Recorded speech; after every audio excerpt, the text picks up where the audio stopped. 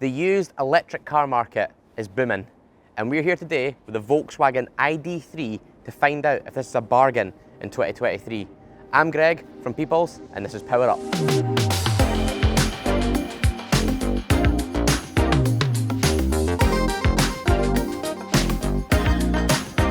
On the whole, this is actually quite a cute, approachable car. It's the same size as the Golf, just slightly taller, with a little bit larger wheelbase, so that should give us more interior space, but we'll check that out in a second. So the highlights of the exterior features for me start up front. I love the shortened nose on the ID3. It's got some great smooth front lines, and obviously they've been able to do this because there's no engine tucked in there. I also love this glass section around the A-pillar here, and this should give great visibility when inside the cabin.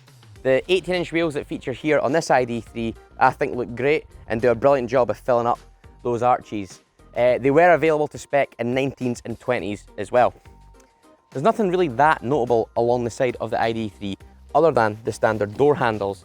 You don't often see that in EVs, and I enjoy the fact that this car feels modern without forcefully shouting, "I'm electric."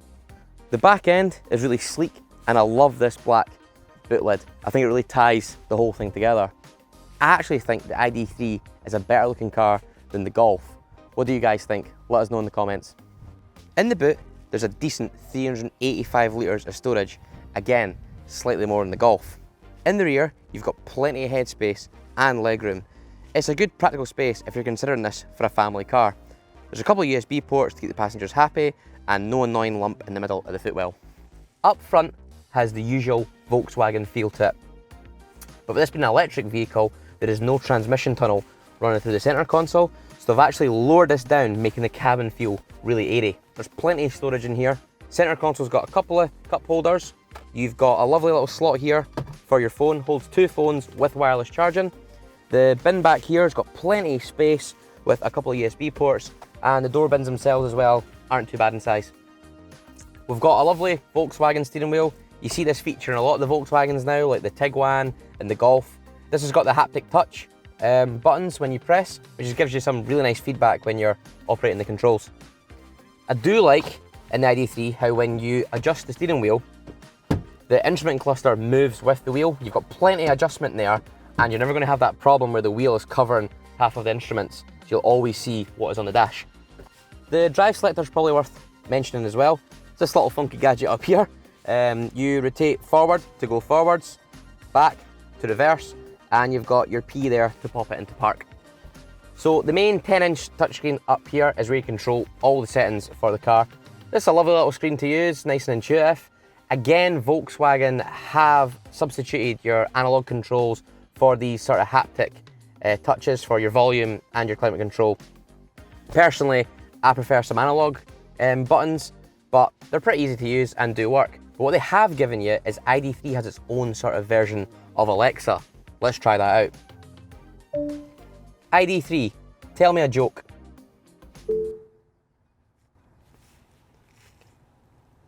Oh, my developers didn't teach me that, but I'll give it a go anyway. I couldn't work out how to fasten my seatbelt. Then it clicked. Okay, let's click this into forward and go for a drive.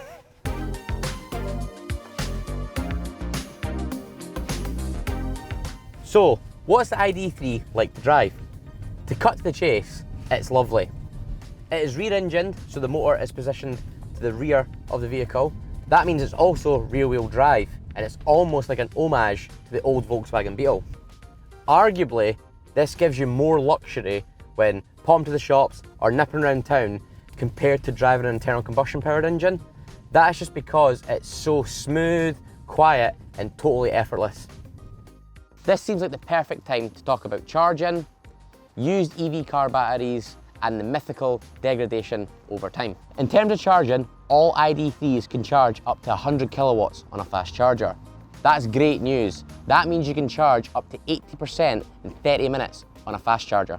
At home, on your standard 7 kilowatt, you're looking at roughly 10 hours, so realistically overnight for a full charge. With the availability and the ever-growing fast charge network within the UK, and the cost reducing of having home chargers installed, the only thing I wouldn't be worried about is finding somewhere to plug it in. Degradation is obviously a fear for people looking to purchase used EVs. That may have been the case for the first wave of electric vehicles, but the data nowadays is really strong, showing there's very little degradation at all.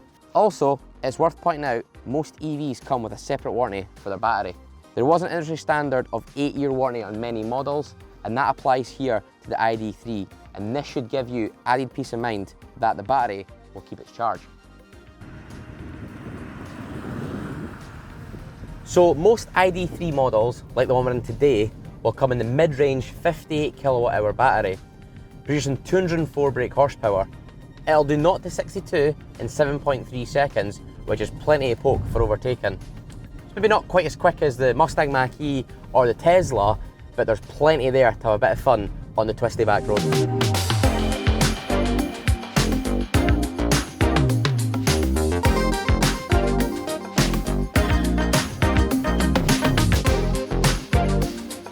So the 58 kWh battery will give you an official range of 261 miles. In the real world, that'll be a little bit lower, more along the lines of 200 to 220. There is a smaller variant in 45 kWh and a larger variant in a 77 kWh, both with retrospective mileage.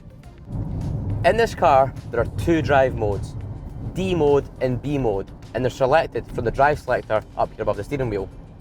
In D mode, the car just cruises and coasts. It actually feels like it could coast forever.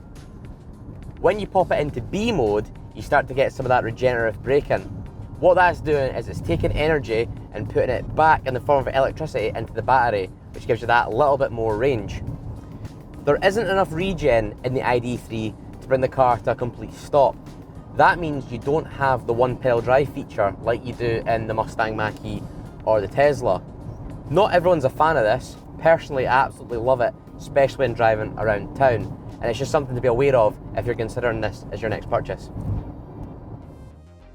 So EVs potentially could be easier to assess than an internal combustion powered vehicle.